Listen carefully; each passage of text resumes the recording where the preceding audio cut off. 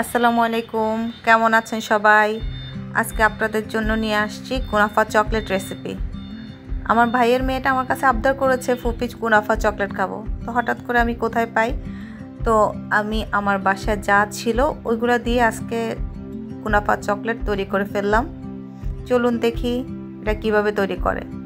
আমি এখানে নিয়েছি ডার্ক চকলেট আর মিল্ক চকলেট সাথে বাটার। এটাকে আমি ওভেনে 1 মিনিটের জন্য বেক করে নিয়েছি। আপনারা দেখতে পাচ্ছেন এটাকে আমি অনবরত নাড়তে নাড়তে স্মুথ করে নেব।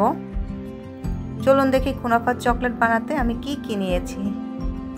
এখানে আমি 3 রকমের বাদাম নিয়েছি।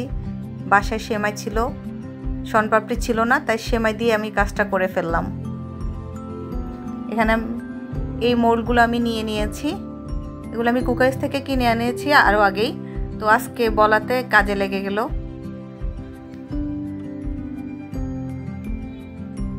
দুই রকমের মোল্ড কিনেছি এখানে আমি। চলুন আমরা চুলায় চলে যাই।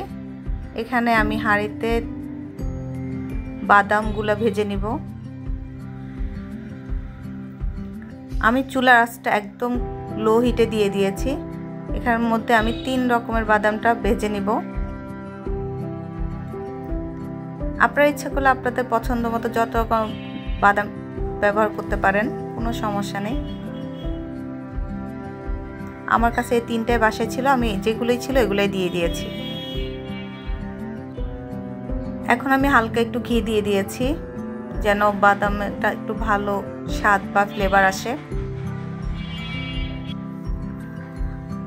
আমার বাদামটা ভাজা হয়ে গেছে, এবার আমি এগুলোকে ব্লেন্ড করে নেব। আমি এগুলোকে ব্লেন্ড করে নিচ্ছি। এখন হালকা একটু দানা দানা ভাব রয়ে গেছে, আমি এটাকে আবার হালকাভাবে ব্লেন্ডার করে নেব। গুঁড়ো হয়ে গেলে আমি আবার চুলায় চলে যাব। চুলায় এসে আমি আবার পাতিলের মধ্যে একটু বাটার দিব। বাটারটা গলে গেলে আমি এটার মধ্যে সেমাইটা দিয়ে একটু হালকা বাদামি কালার করে নিব।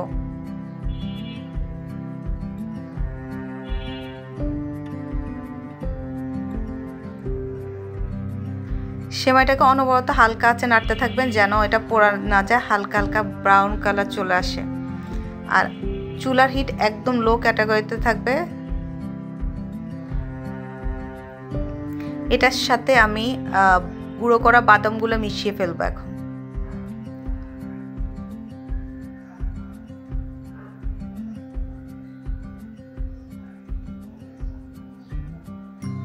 এবার এটার সাথে ভালোভাবে মিশাবো।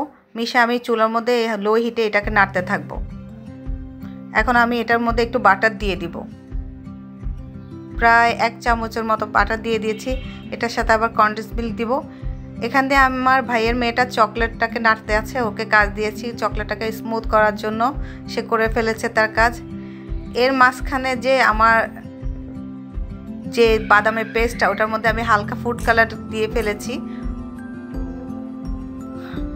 হালকা ফুড কালার দিয়ে এবং কনডেন্স মিল্ক দিয়ে এটাকে আমি একটু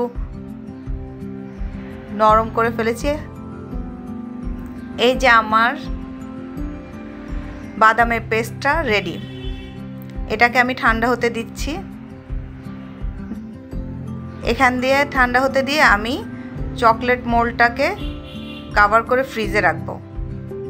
আমার এই পেস্টটা রেডি। আপনারা আপনাদের মতো চেষ্টা করবেন, আমারটা দেখে একটু ফলো করতে পারেন। এবার মোল্ডের মধ্যে আমি যে চকলেটটা গলানো হয়েছে এটা দিয়ে মোল্ডটাকে ফুল কভার করে নিব।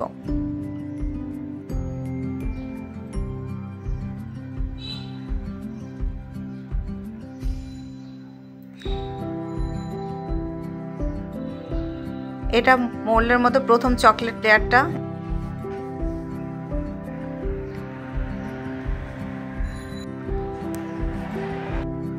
এটাকে আমি ফুল কভার করে 10 মিনিটের জন্য ফ্রিজে রাখবো।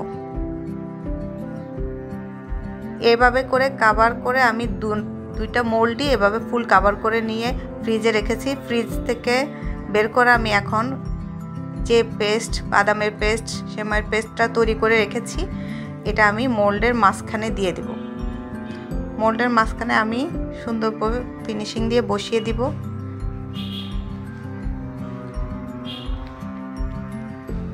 আমার যখন বাদামটা দেয়া হয়ে যাবে তখন আমি ফ্রিজে রেখে দিব।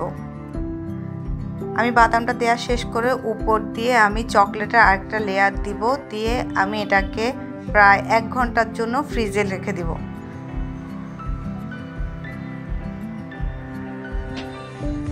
আমি আপনাদের সামনে শুধু একটা চকলেটের লেয়ারটা দিয়ে দেখালাম, বাকি চকলেটটা আমি ক্যামেরার বাইরে দিয়ে একদম চকলেটটা রেডি করে আপনাদের কাছে চলে আসছি।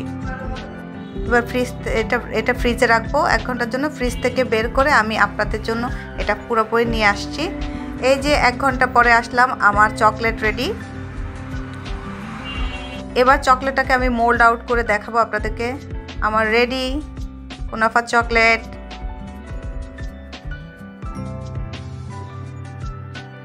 দেখেছেন অনেক সুন্দর একটা কুনাফা চকলেট তৈরি হয়ে গেছে ঘরোয়া জিনিস দিয়ে। আপনারাও বাসায় ট্রাই করতে পারেন। আমি ছোট যে কুনাফার মোল্ডগুলো পূরণ করেছি এগুলো আমি এখানে নিয়ে আসছি। সাইডে দিয়ে চকলেট রয়ে গেছে, আসলে এটা তাড়াহুড়ার মধ্যে করেছি তো এতটা করতে পারিনি। ঠিক আছে, আপনারা বাসায় ট্রাই করে দেখবেন, আমার জন্য দোয়া করবেন। আসসালামু আলাইকুম।